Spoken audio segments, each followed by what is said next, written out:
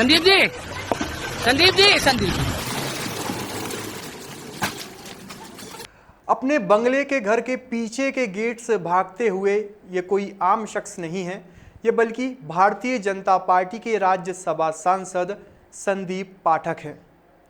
क्या है पूरा मामला और क्यों सांसद जी को अपने घर के ही गेट के पीछे वाले हिस्से से भागना पड़ा, पूरी खबर विस्तार से सुनिए।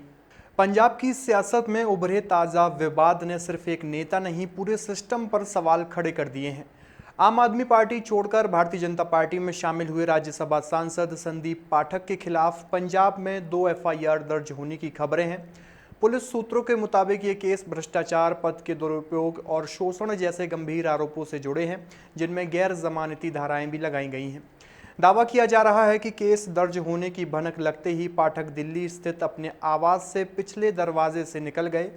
यह भी कहा जा रहा है कि जिस गाड़ी में वह निकले वह राज्यसभा सांसद अशोक मित्तल के नाम पर रजिस्टर्ड है और उसका नंबर जालंधर का है। मामले ने तब और तूल पकड़ लिया जब पंजाब पुलिस की टीम गिरफ्तारी के लिए दिल्ली पहुंच गई। हालांकि दिल्ली पुलिस ने उनके घर के बाहर बैरिकेडिंग कर दी, जिससे दोनों राज्यों की पुलिस के बीच टकराव की स्थिति बनती दिखी।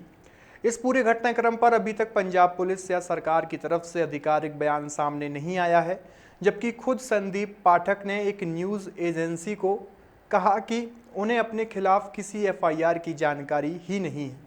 सूत्रों के अनुसार दर्ज एफआईआर में आरोप है कि अपने प्रभाव और पद का इस्तेमाल का आर्थिक लाभ पहुंचाने, ठेके और संस्थागत फैसलों में अनियमितता करने और कुछ मामलों में व्यक्तियों के साथ शोषण जैसे गंभीर पहलुओं की जांच की जा रही है। हालांकि इन आरोपों की आधिकारिक पुष्टि और विस्तृत एफआईआर कॉपी अभी सार्वजनिक नहीं हुई है। पुलिस का कहना है कि मामले की जांच जारी है और ज़रूरी सबूत जुटाए जा रहे हैं, जिसके आधार पर आगे की कार्रवाई की जाएगी, जिसमें गिरफ्तारी भी शामिल हो सकती है। अब सवाल सबसे बड़ा होता है शुरू, जो बहस का केंद्र है, जो आज की राजनीति की असली तस्वीर दिखाता है। संदीप पाठक ने 25 अप्रैल को राघव चड्ढा और अशोक मित्तल के साथ पार्टी बदली और कुछ ही दिनों में उनके खिलाफ एफआईआर दर्ज हो जाती है।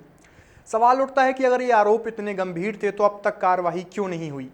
यही वो पैटर्न है जिसने राजनीति को कटघरे में खड़ा कर दिया है।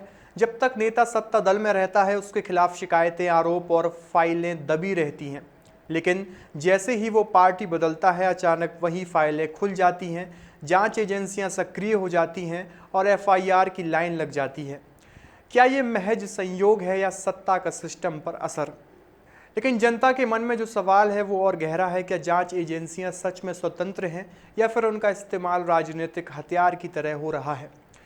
संदीप पाठक का मामला अब सिर्फ एक एफआईआर या गिरफ्तारी की कहानी नहीं रह गया, ये उस बड़ी बहस का हिस्सा बन चुका है जिसमें लोकतंत्र की सबसे अहम कड़ी न्याय और निष्पक्षता पर ही सवाल उठ रहे हैं। अगर कानून सबके लिए बराबर है तो उसकी कार्रवाई का समय सत्ता परिवर्तन से क्यों जुड़ जाता है?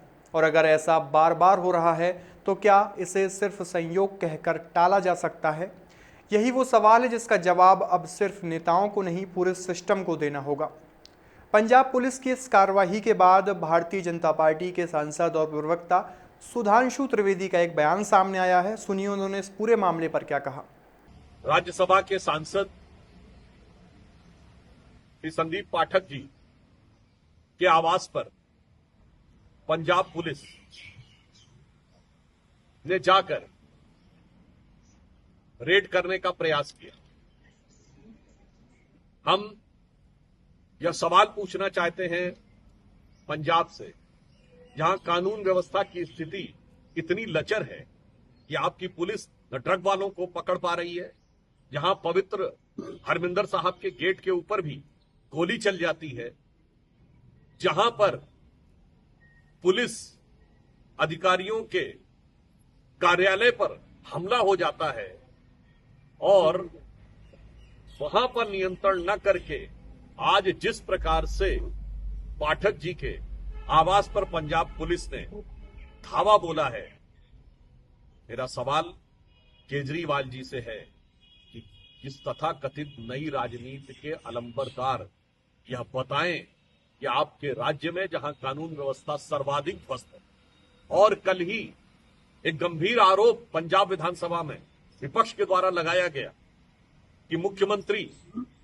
भगवंत मान जी के ऊपर कि वो नशे में है, तो मैं आम आदमी पार्टी, पंजाब सरकार और विशेषकर केजरीवाल जी को यह स्पष्ट रूप से कहना चाहता हूं कि कागज का है लिबास, चरागों का शहर है।